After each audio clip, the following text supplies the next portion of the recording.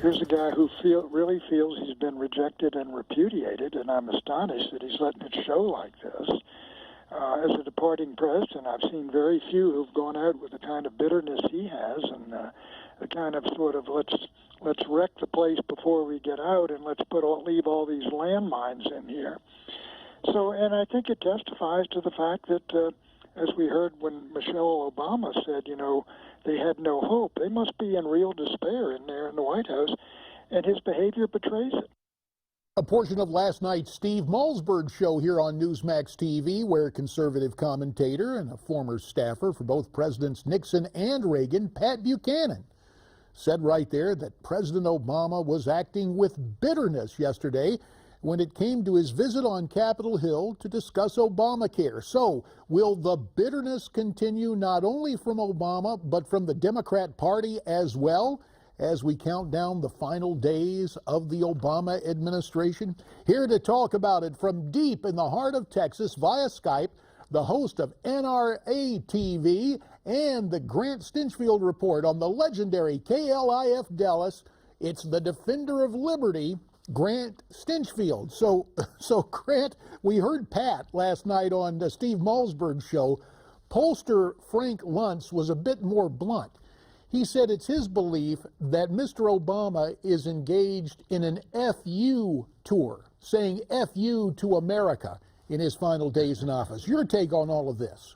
I guess I take it a little bit further. I think he's been saying FU to America since the moment he took office. This president has done nothing but try to destroy the republic that we love so much. He's put our allies in danger. He's used 8 years to do everything he can do to trample the Constitution. Why are we surprised that he's trying to light the White House on fire on his way out the door? We shouldn't be. Well, there is something else at work here as well. And Grant, I used to harbor my suspicions that in his final few days in office there would be some sort of cataclysm that would befall us in terms of a terror attack.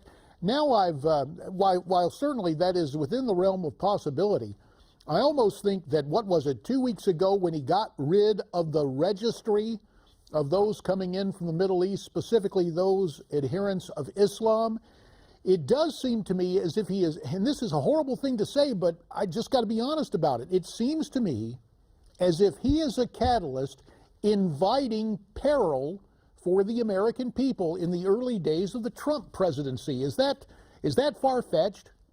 No, and it is very, very sad that both you and I have to talk like that we would think that a president would willingly put America in danger. But how else do you explain the Taliban 5 deal for a deserter in Bo Bergdahl and putting Americans back at risk by returning those idiots to the battlefield? How do you explain the Iran nuclear deal? How do you explain, as he's just about to leave the White House, he wants to release more prisoners from Guantanamo, the worst of the worst? He is doing everything in his power that he can, including putting Israel in danger with the latest sanctions there against them. And so this president, I believe there is a strong possibility that he has it out for America. Is he working for the terrorists? I don't know if I'd go so far in saying that, but he certainly is helping them. I don't know how you could argue otherwise. Well, when we come back to domestic policy, and there are those who will look back at this administration and perhaps call him Obama the Destroyer when it comes to health care. And he had a curious point of view yesterday up on the Hill telling the Democrats there not to work with Republicans, let them own the destruction of Obamacare and call it Trump care, whatever they come up with talking about the Republicans. Now, when it comes to the president-elect, Mr. Trump takes to Twitter quite often. He did so again earlier today, once again taking on the new Senate Democrat leader Chuck Schumer and the whole issue of Obamacare. Let's take a look at his 3 tweets from this morning. He begins, "The Democrats, led by head clown Chuck Schumer, know how bad Obamacare is and what a mess they are in. Instead of working to fix it, they do the typical political thing and blame. The fact is, Obamacare was a lie from the beginning. Keep your doctor, keep your plan. It is time for Republicans and Democrats to get together and come up with a health care plan that really works, much less expensive and far better." Grant, have you marveled at the fact that the president-elect as a candidate earlier, would come up with these almost playground-like derisive nicknames that would stick.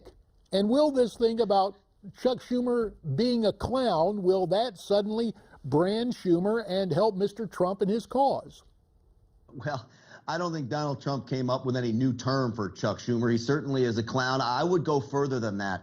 And I would say Chuck Schumer now relates himself to a street thug with what he's doing and his plans to hold up the appointment of Attorney General Jeff Sessions. Chicago needs help out there. Jeff Sessions can send the FBI in. They can start prosecuting gun crimes, start prosecuting these criminals. Chuck Schumer wants to hold that up. His holding that up is the equivalent of these thugs and gangsters pulling the trigger, because he will put lives at risk, innocent citizens in Chicago at risk. I believe the Democrats, being led by Chuck Schumer, will have blood on their hands. So clown, I think, is being nice. Street thug is another thing that I may call him.